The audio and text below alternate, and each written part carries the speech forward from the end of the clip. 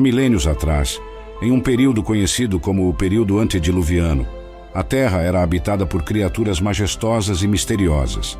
Neste cenário de beleza e mistério, a natureza reinava soberana e os seres humanos viviam em harmonia com o mundo ao seu redor. Mas o que realmente aconteceu nesse período misterioso? Acompanhe-nos nesta jornada fascinante para desvendar os segredos e as maravilhas do período antediluviano e descubra como a história da humanidade foi moldada por esses eventos extraordinários. Prepare-se para uma experiência única e inesquecível, enquanto exploramos juntos os mistérios e maravilhas desse tempo distante.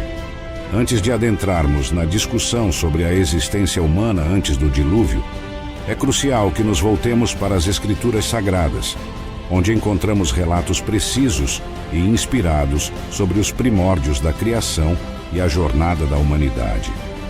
Após as súplicas de Jó, a fim de entender as injustiças que, ao seu ver, não existiam justificativas, Deus se apresenta a Jó em forma de um redemoinho e lhe faz algumas perguntas, mesmo sabendo que Jó não teria conhecimento nem tampouco sabedoria suficiente para respondê-las.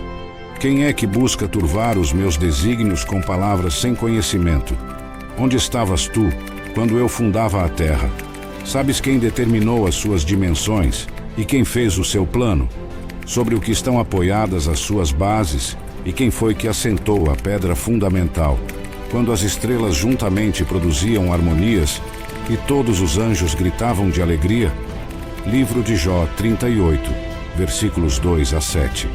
Essa narrativa mostra que no instante que Deus desenhava sua obra divina, anjos comemoraram e gritavam de alegria ao ver as maravilhas que saiam do Criador. Mas com a rebelião de Lúcifer e os anjos caídos, eles foram expulsos do reino celestial e perderam o dom do livre-arbítrio. E após a criação de Adão e Eva, feitos à imagem e semelhança de Deus, o livre-arbítrio foi retirado dos anjos caídos e foi concebido por Deus a Adão e Eva e sua futura descendência numerosa até a atualidade.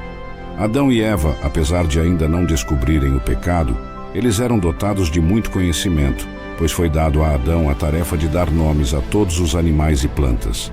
Assim, o homem deu nomes a todos os rebanhos domésticos, às aves do céu e a todos os animais selvagens. Gênesis 2, capítulo 20. Antes de serem induzidos ao pecado, o Jardim do Éden era um lugar perfeito, onde não existia maldade, pecado ou morte. Nesse cenário perfeito, onde Deus presenteou seus filhos com o dom do livre-arbítrio, no seu íntimo Deus sabia que a curiosidade deles fariam com que desobedecessem e comessem do fruto proibido. Mas mesmo assim Deus não se opôs e deixou eles fazerem suas próprias escolhas. Respondeu a mulher à serpente: podemos comer do fruto das árvores do jardim, mas Deus disse: não comam do fruto da árvore que está no meio do jardim, nem toquem nele, do contrário vocês morrerão. Gênesis 3, versículos 2 a 3. Após serem expulsos do Jardim do Éden, Adão e Eva tiveram filhos e filhas, dentre os mais citados na Bíblia são Caim, Abel e Sete. Adão teve uma vida longa e faleceu com 930 anos, conforme citado no livro de Gênesis. Nesse cenário, a descendência de Adão e Eva se multiplicava, e nas Escrituras Sagradas encontramos relatos onde nos afirma que seres angelicais se relacionavam com as filhas dos homens da terra, alterando assim sua genética e deformando assim a imagem e semelhança de Deus. Os filhos de Deus viram que as filhas dos homens eram bonitas e escolheram para si aquelas que lhes agradaram. Gênesis 6, versículo 2. Havia naquela época gigantes na terra, e também posteriormente, quando os filhos de Deus se relacionaram com as filhas dos homens, e delas geraram filhos. Conhecidos como Nefilins, estes eram os valentes que existiram na antiguidade, os homens famosos por seu tamanho e força descomunal. Esses versículos têm gerado diferentes interpretações ao longo dos séculos. Alguns entendem os filhos de Deus como sendo anjos caídos, que se relacionaram com mulheres humanas, dando origem aos Nefilins. Outros interpretam os filhos de Deus como sendo descendentes fiéis de Sete, enquanto as filhas dos homens seriam descendentes de Caim, resultando em uma linhagem corrupta e violenta. Há ainda outras interpretações que consideram os filhos de Deus como sendo simplesmente homens poderosos ou governantes da época. O Senhor viu que a perversidade do homem tinha crescido muito na terra e toda a inclinação dos pensamentos do seu coração era sempre e somente para o mal. Quanto ao fim dos Nefilins, a Bíblia não fornece muitos detalhes específicos sobre o seu destino. No entanto, é possível encontrar referências em outros textos antigos e em tradições religiosas que sugerem que os Nefilins foram exterminados durante o dilúvio ou em batalhas posteriores, à medida que a história da humanidade se desenrolava. Então Deus arrependeu-se de ter criado o homem sobre a terra, e isso partiu seu coração. E o Senhor disse: farei desaparecer da face da terra o homem que criei, e também os grandes e pequenos animais que se movem rente ao chão, pois me arrependo de tê-los feito.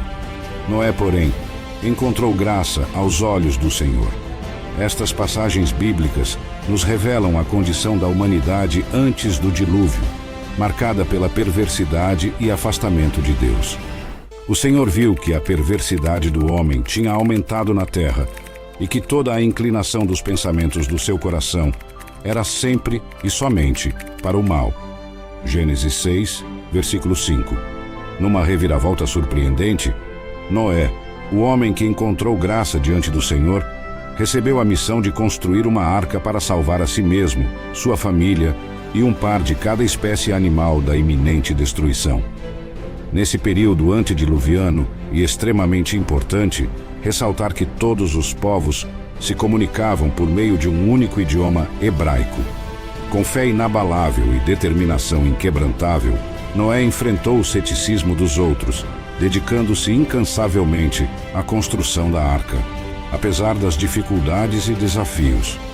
Enquanto isso, a humanidade continuava em sua espiral descendente de maldade e corrupção, ignorando os avisos e oportunidades de arrependimento. Até que, finalmente, as águas do dilúvio desceram dos céus e irromperam das profundezas da terra, cobrindo toda a superfície do planeta.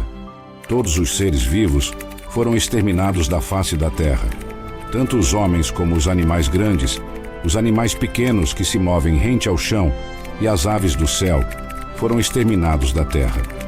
Só restaram Noé e aqueles que com ele estavam na arca. Gênesis 7, capítulo 23. No entanto, a arca de Noé flutuava segura sobre as águas, protegendo seus ocupantes e as criaturas que abrigava. E quando as águas finalmente se retiraram, Noé e sua família emergiram para um novo começo, um mundo purificado e renovado. Com um arco-íris brilhante se formando no céu, o Senhor fez uma promessa solene de nunca mais destruir a terra por meio de um dilúvio. E assim, Noé e sua família, junto com os animais, se tornaram os pioneiros de uma nova era de esperança, renovação e oportunidade para a humanidade. O dilúvio serviu como um ponto de inflexão e um lembrete da fragilidade da vida e da importância da fé, redenção e renascimento. Pois Deus não poupou os anjos que pecaram, mas os lançou no inferno, prendendo-os em abismos tenebrosos, a fim de serem reservados para o juízo. Ele não poupou o mundo antigo quando trouxe o dilúvio sobre aquele povo ímpio, mas preservou Noé, pregador da justiça, e mais 7 pessoas, 2 Pedro 2, versículos 4 a 5. Se esse conteúdo te impactou espiritualmente, deixe seu comentário e sugestões no vídeo. Permita-me deixar 2 opções de vídeos do canal que acredito que vai acrescentar muita sabedoria e discernimento na sua vida. E lembre-se, a sabedoria é a chave da plenitude. Que Deus abençoe grandemente sua vida